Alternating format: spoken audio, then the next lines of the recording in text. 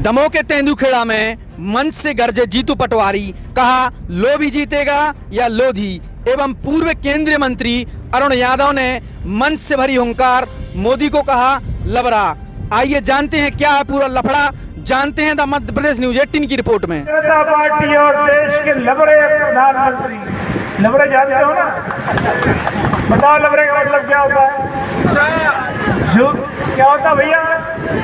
झूठा है कि नहीं प्रधानमंत्री? लबरे प्रधानमंत्री और जो अभी मुख्यमंत्री नहीं बन पाए बेचारे, बहुत उन्होंने चाहत की थी, ऐसे लबरे शिवराज सिंह चौहान जो प्रदेश के पूर्व मुख्यमंत्री हैं, और वैसे ही लबरे इनकी पार्टी। झूठे लोगों की सियासत देश में चल रही है सर, झूठ फरेब की सरकार है देश की, प्रदेश की। जब तो क्या 60,000 होते थे वह 3,000 हुए। अरे इसी दमोह में इससे पहले नरेंद्र मोदी आते थे तो जहाँ 25-25, 40-40 हजार लोग आते थे, अब 3,000 ही क्यों आए? क्या कारण है? एहसास करो। जो आदरणीय विवेक तनखा जी ने बोला, विवेक तनखा जी ने कहा कि 102 सीट में से 65 सीट कांग्रेस और गठबंधन की आ रही, चिंता मत करना, केवल एक ही बात दृढ़ संकल्प करो कि तरवर लोधी अगर ईमानदार बेटा आपका आपने हरा दिया, अगर तरवर लोधी जैसे जिसने पहले परीक्षा दे ली कि मैं नहीं बिका हूं, अगर उसको आप लोगों ने विश्वास नहीं किया तो फिर ईमानदारी की कोई कीमत नहीं रहेगी। मैं दमोह वासियों से कहना चाहता हूं, मैं दमोह संसदीय क्षेत्र के परिवारजनों से हाथ जोड़ के निवेदन करना चाहता हूं, पार्टी चाहे जो हो आपकी, विचार चाहे जो हो आपका, रिश्तेदार चाहे जो हो आपका, आपकी जाति कोई हो, आप किसी रूप में बीजेपी को पसंद क्यों नहीं करते हो, फिर भी अगर तरवर लोधी को हराओगे, इसको वोट नहीं दोगे, तो फिर आप ईमानदारी से दूर दूर तक कभी विश्वास मत करना। आपको फिर बेईमान लोग ही मिलेंगे, पैसे बांटने वाले ही मिलेंगे। अरे भैया, भारतीय जनता पार्टी ने, विवेक भैया की मैं बात बता रहा हूं आपको, यहाँ बहुत से ऐसे किसान बैठे होंगे। मोदी जी ने कहा था कि अगर 2014 में हमारी केंद्र में सरकार बनती है तो किसानों की आय दुगनी करने का काम करूंगा। उसके बाद फिर बोला कि अभी नहीं, 2022 तक मैं किसानों की आय दुगनी करने का काम करूंगा। आज 2024 है, किसानों की आय दुगनी नहीं हुई, किसानों की लागत जरूर दुगनी हो गई। आप समझ सकते हैं उस समय डीएपी खाद की बोरी 500 रुपए की आती थी, इन 10 सालों में डीएपी खाद की बोरी 1500 रुपए की हो गई और उसका वजन भी 10 किलो कम हो गया।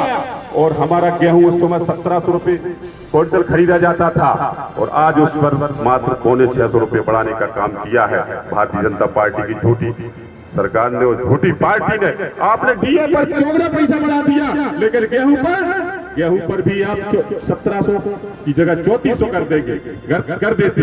ये ऐसे ही झूठ बोल के अभी आपने 2023 के चुनाव में गेहूं के समर्थन मूल्य की बात रखी थी कि हमारी भाजपा की मध्य प्रदेश में सरकार बनती है तो हम गेहूं का रेट 2700 करने का काम करेंगे। सरकार आपकी बन गई, लेकिन 2700 रेट गेहूं का नहीं हुआ। और जब 2018 में हमारी सरकार बनी थी, आदरणीय कमलनाथ जी, आदरणीय जीतू पटवारी जी, आदरणीय अरुण यादव जी ने जो बात रखी थी कि अगर हमारी सरकार मध्य प्रदेश में बनती है तो किसानों का कर्जा माफ होगा।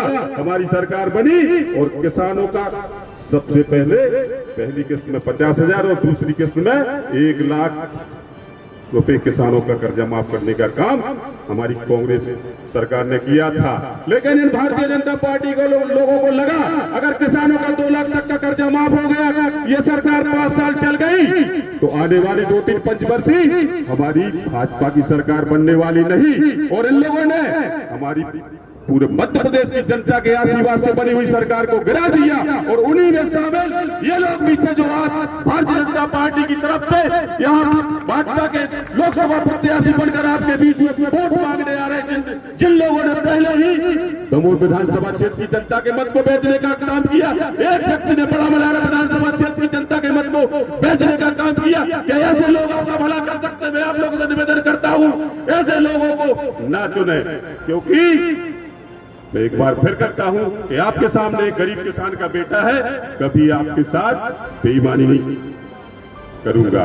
मैं आप लोगों से बस यही निवेदन करता हूं कि 26 अप्रैल में जो वोटिंग होने जा रही है, आप अपने बेटे, एक गरीब किसान के बेटे को आपको और आपके रिश्तेदारों को आप बोलिए कि हमें इस बार कांग्रेस के लिए वोट करना है, एक गरीब किसान के लिए वोट करना है। मैं आप लोगों से वादा करता हूं कि जब तक इस तन में सांस है, आपके लिए लड़ने मरने को तैयार रहूंगा। आप सभी का बहुत बहुत धन्यवाद।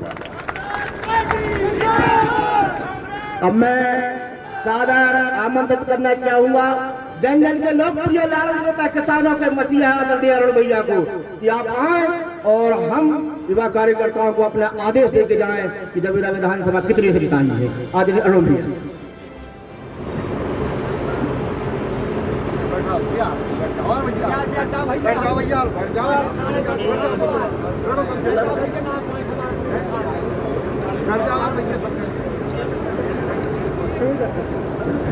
मंच पर आसीन हमारे सबके मार्गदर्शक और बड़े भाई आदरणीय विवेक तनखा जी, प्रदेश कांग्रेस कमेटी के ऊर्जावान अध्यक्ष भाई जीतू पटवारी जी, मंच पर आसीन सभी हमारे समस्त विधायक साथीगण,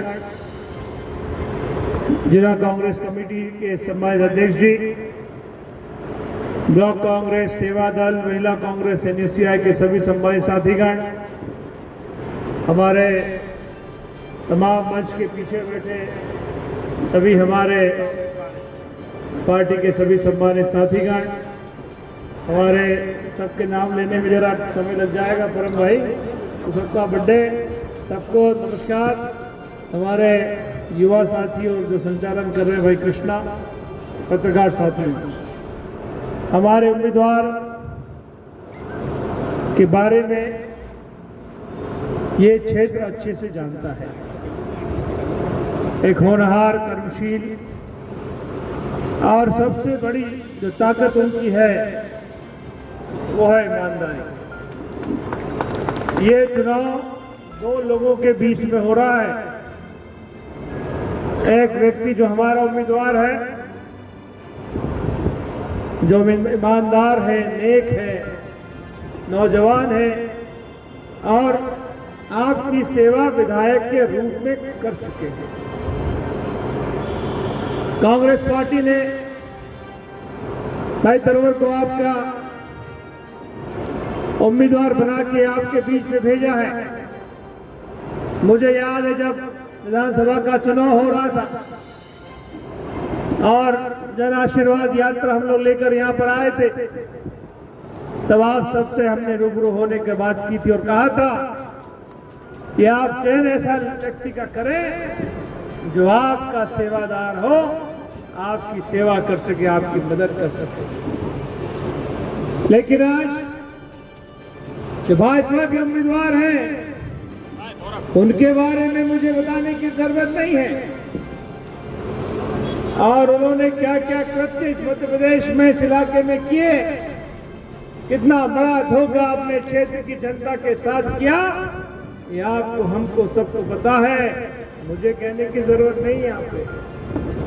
और इस क्षेत्र में जो सांसद रहे, विधायक रहे भाजपा के, उन्होंने जन सेवा नहीं की, खुद की सेवा करने का काम यहाँ पर किया है। उन्होंने लोगों का काम नहीं किया, क्षेत्र का विकास नहीं किया, खुद का विकास करने का काम करते हैं। और जब यह स्थिति हमारे लोकसभा में कांग्रेस की मजबूत दिखने लगी तो ताबड़तोड़ प्रधानमंत्री जी को यहाँ पर बुलाया गया, उनकी सभा कराई गई और सभा में 3000 लोग भी नहीं आ पाए। इससे यह स्पष्ट होता है कि भारतीय जनता पार्टी और देश के लबरे प्रधानमंत्री, लबरे जानते हो ना, बताओ लबरे का मतलब क्या होता है? क्या होता है भैया? झूठा है कि नहीं? प्रधानमंत्री, लबरे प्रधानमंत्री। और जो अभी मुख्यमंत्री नहीं बन पाए बेचारे, बहुत उन्होंने चाहत की थी ऐसे लबरे शिवराज सिंह चौहान जो प्रदेश के पूर्व मुख्यमंत्री है, और वैसे ही लबरे इनकी पार्टी। झूठे लोगों की सियासत देश में चल रही है साथियों। झूठ फरेब की सरकार है देश की, प्रदेश की। लूट की सरकार है देश की, प्रदेश की।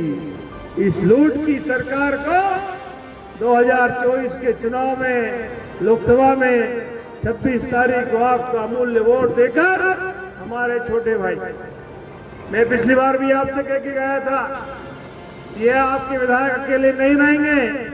अगर प्रदेश में कांग्रेस की सरकार बनती तो हर व्यक्ति यहाँ का विधायक होता। और यहाँ पर मुझे याद है, यहाँ पर सिंचाई योजना की बात की थी आपने, सरवर भाई, जब मैं आया था विधानसभा के चुनाव में।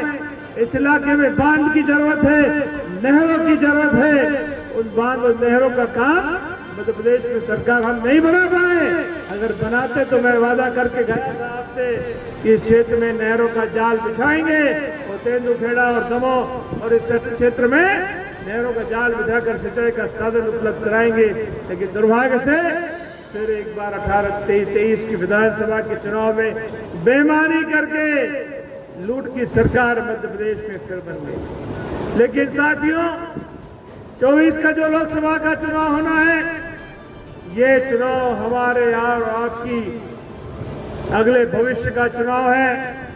आपको चयन करना है कि आपको झूठे व्यक्ति को चुनना है या सच्चे व्यक्ति को चुनना है। एक ईमानदार जनसेवक आपको चाहिए या वो जनसेवक चाहिए जो दल बदलू हो, हर 6 महीने में पार्टी बदलकर दूसरे दलों में जाकर वोट लेने का काम करते हैं, ऐसा व्यक्ति आपको चाहिए।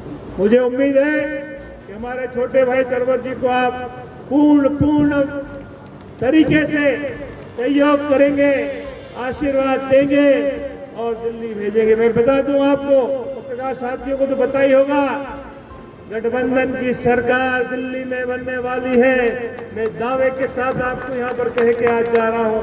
और राहुल जी, सोनिया जी और खड़गे जी के नेतृत्व में हम सरकार बनाएंगे। एक ऐसी सरकार जो इस देश के गरीब, दलित, आदिवासी, पिछड़ों, अगड़ों और गरीबों का काम करने वाली सरकार होगी। ऐसी सरकार भाई तरवर जी के नेतृत्व में जब सांसद बनेंगे दिल्ली में हम बनाएंगे। मैं इन्हीं शब्दों के साथ आप सबका बहुत बहुत आभार करते हैं। हम लोग काफी समय लेट हो गया थोड़ा आने में, खड़गे जी की सभा थी 17 में, इसलिए आपके बीच पहुंचने में देरी हुई, माफी चाहते हैं। आपका पूर्ण आशीर्वाद हमारे भाई आप तरवर जी को मेरे और आदरणीय तनखा जी से मैं आग्रह करूंगा कि वो आए।